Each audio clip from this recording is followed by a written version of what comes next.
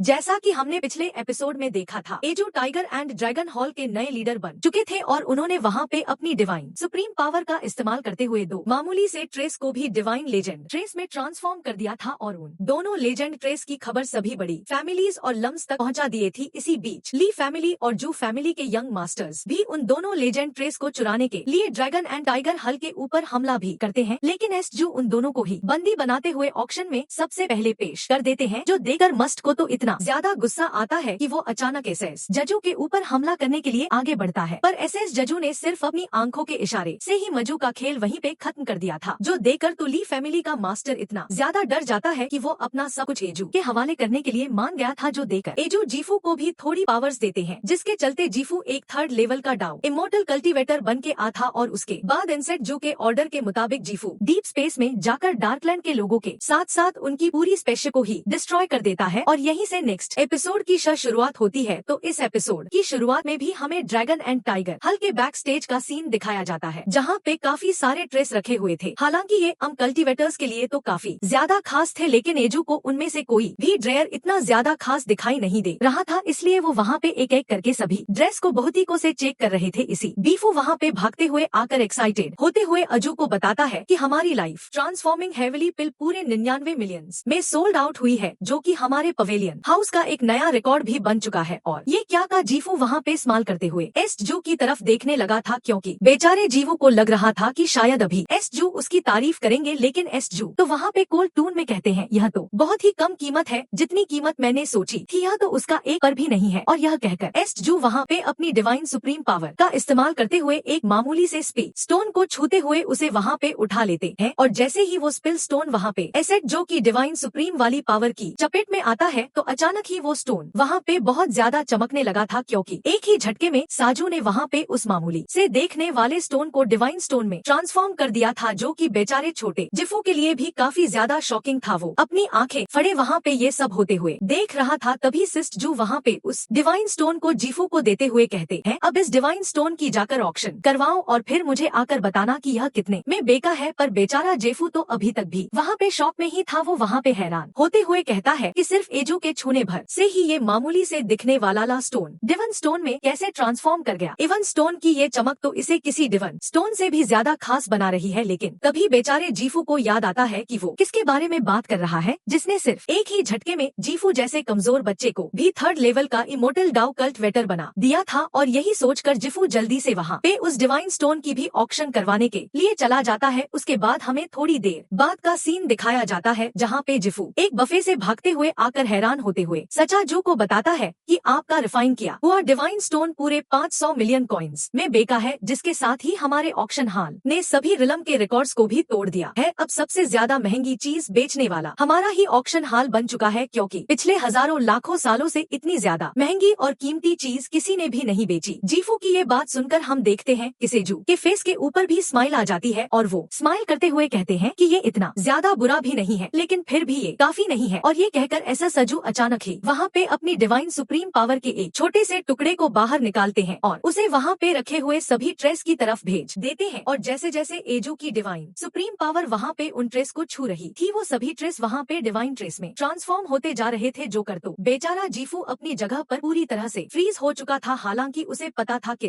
ताजू कितनी ज्यादा ताकतवर है, लेकिन फिर भी बेचारे जीफू ने ऐसा कुछ आज तक अभी नहीं देखा था, इसलिए तो वो आंखें पड़े वहाँ पे ये सब देख रहा था। जबकि वहीं दूसरी तरफ हम देखते हैं कि सेजू की डिवाइन सुप्रीम पावर ने वहाँ पे एक एक करके उन सभी ड्रेस को डिवाइन ड्रेस में ट्रांसफॉर्म कर दिया था, जिसके चलते वो सभी के सभी ड्रेस वहाँ पे बहुत ही ज्यादा चमकने लगे थे और उनकी ये चमक ही उन्हें वहाँ पे बहुत ज्यादा खास बना रही थी। जिसके बाद बेचारा जीफू वहाँ पे एक बार फिर से उन सभी ड्रेस की ऑक्शन करवाने के लिए उन्हें वहाँ पर अपने साथ ले जाता है। जिसके बाद हमें वहाँ पे एक बार फिर से थोड़ी देर बाद का सीन दिखाया जाता है, जहाँ ऑप्शन खत्म होने के बाद जेफू उन सभी ट्रेस का हिसाब करते हुए वापस वहाँ पैसों के पास आ जाता है। इवन उनमें से कुछ टेन्स तो ऐसे भी थे जो कि 900 मिलियन कॉइन से भी ज्यादा महंगे दामों में बिके थे। और जब बेचारा जीफू वहाँ पे उन सभी टेन्स का हिसाब करता है, तो उसकी तो आँख ही वहाँ पे बाहर आने को हो चुकी थी, क्योंकि वो सभी की सभी डिवाइन ट्रेस वहाँ पे पूरे 28.6 बिलियन कॉइन्स में बिके थे। और यह कीमत इतनी ज्यादा थी कि उसे कैलकुलेट करते हुए बेचारे जीवू को सर वहाँ पे चकराने लगा था और अचानक ही वो वहाँ पे हैरान होते हुए वहीं पे गिर कर बेहोश हो जाता है। जो देखकर ऐसा ताजू उसे दोबारा वहाँ पे होश मिलाते हुए कहते हैं नहीं यह भी काफी नहीं है, और यह कहकर एसेड जू वहाँ पे अपनी डिवाइन सुप्रीम पावर का इस्तेमाल करके आसपास के प्योर हेवन एंड अर्थ के ओ को वहाँ पे इकट्ठा करने लगा था, जिसके चलते आसपास की सारी खास चीजें वहाँ पे खुद बखुदा ही उड़ते हुए सज्जू के पास ही आने लगती। इवन वो एनर्जी इतनी ज्यादा ताकतवर थी कि वो वहाँ पे जीवो को भी अपनी तरफ खींचने लगती है, लेकिन बेचारे जिफू ने वहाँ पे एक पिलर को पकड़ते हुए किसी तरह से खुद को वहाँ पे बचा लिया था, और देखते ही देखते इस जू की डिफेंस सुप्रीम पावर ने वहाँ पे पूरी सिटी को कवर कर लिया था। लेकिन सस्टस वहाँ पे भी नहीं रुकते, वो लगातार अपनी डिवन सुप्रीम पावर को वहाँ पे बढ़ा ही जा रहे थे, जिसके चलते वो पावर वहाँ पे बढ़ते हुए फायरी लैंड फॉरेस्ट में आ जाती है, जहाँ पे एक बड़ मजे से अपने घोंसले में बैठे हुए आराम कर रही थी कि तभी अचानक सेजू की डिवन सुप्रीम पावर वहाँ पे उस बर्ड के अंडे को भी वहाँ पे अपनी तरफ खींच लेती है, जो देखकर वो बर्ड भी अपनी जुबान में गालियाँ देने लगी थी। इसी तरह हमें वहाँ पे एक रिवर का भी सीन दिखाया जाता है, जहाँ पे सज्जू की डिवाइन सुप्रीम पावर ने एक फिश तक को भी अपनी तरफ खींचना शुरू कर दिया था, और जैसे कि वहाँ पे खड़े हुए एक शिकारी की नजर उस फिश के ऊपर पड़ती है तो वो वहाँ पे खुश होते हुए कहता है कि आज का दिन तो बहुत ही ज्यादा कमाल का है, आते साथ ही मेरे हाथों में एक इतना बड़ा शिकार लगने वाला है। और यह कहकर उस शिकारी ने वहाँ पे खुश होते हुए अपने जल को भी बाहर निकाल लिया था। लेकिन जब वो शिकारी वहाँ पे उस फिश को करीब से देखता है तो अचानक ही उसे वहाँ पे एक बहुत बड़ा झटका लगता है, और वो वहाँ पे पहले से भी ज्यादा एक्साइटेड होते हुए कहता है ये तो कोई मामूली फिश नहीं है, बल्कि फिश किंग है, जिसे पकड़ने के लिए मैं पिछले 500 सालों से इंतजार कर रहा था, और फाइनली आज मेरे 500 सालों का इंतजार खत्म हो ही गया। और ये कहकर वो शिकारी वहाँ पे जल्दी से आगे बढ़ते हुए उस फिश किंग को पकड़ने के लिए आगे बढ़ता है, लेकिन जैसे ही वो वहाँ पे उस फिश किंग को अपने जाल में फंसाने की कोशिश करता है तो अचानक ही हम देखते हैं